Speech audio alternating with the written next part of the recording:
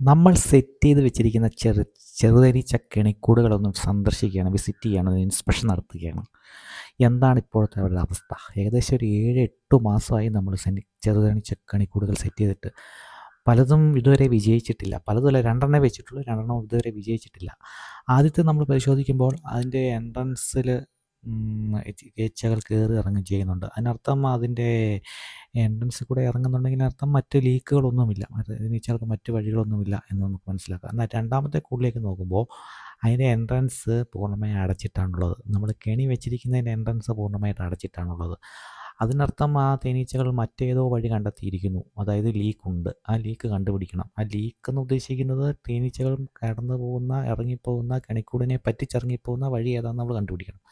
അങ്ങനെ നമ്മൾ ആ കെണിക്കൂടൊന്ന് പരിശോധിക്കുകയാണ്.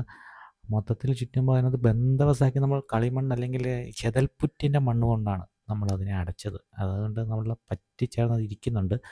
പക്ഷേ എൻട്രൻസ് വേറൊന്ന് ഉണ്ടാക്കിയിട്ടുണ്ട്. ഇതാണ് എൻട്രൻസ്. അവർ ഉണ്ടാക്കിയിരിക്കുന്ന എൻട്രൻസ് ഇതാണ്. അതായത് അവർ ആ കെണിക്കൂടിൻ്റെ വിള്ളലിൽ കൂടെ, അതായത് അവരുടെ മാതൃ കോളനിയിൽ നിന്ന് അവർ മറ്റൊരു വഴിയുണ്ടാക്കി പുറത്തു പോകുന്നു. അതിനർത്ഥം ഈ കൂട് ഒരിക്കലും വിജയിക്കാൻ പോകുന്നില്ല.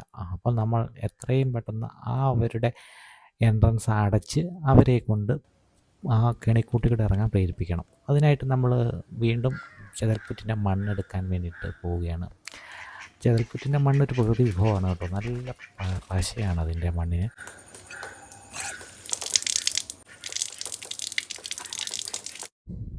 വെള്ളം ഉപയോഗിച്ച് നമ്മളതിനെ ചെറിയ രീതിയിലേ വെള്ളം ഉപയോഗിക്കാവുള്ളൂ. നല്ല പശ രീതിയിൽ അത് കിട്ടണം. അതുകൊണ്ട് നമ്മളത് കുഴച്ച് നമ്മളതിനെ സെറ്റപ്പാക്കിയെടുത്ത് കൂടിൻ്റെ എൻട്രൻസ് അടച്ച് വെക്കാൻ പോവുകയാണ്. നല്ല പശയാണ് ആ മണ്ണിന്.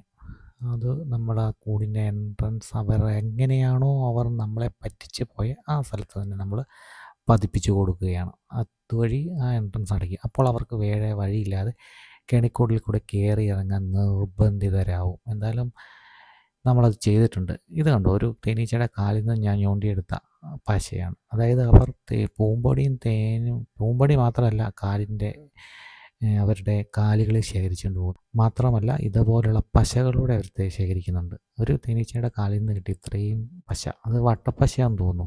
വട്ട, പ്ലാവ്, മാവ്, കശുമാവ് തുടങ്ങിയിട്ടുള്ള എല്ലാ പശയുള്ള ഇത് അവർ ശേഖരിക്കും. അതുകൊണ്ട് 1000 ഈച്ചയുണ്ടെങ്കിൽ ഒരു ദിവസം മതി അവർക്കൊരു കൂടിനെ ബന്ദോബസ്താക്കാൻ.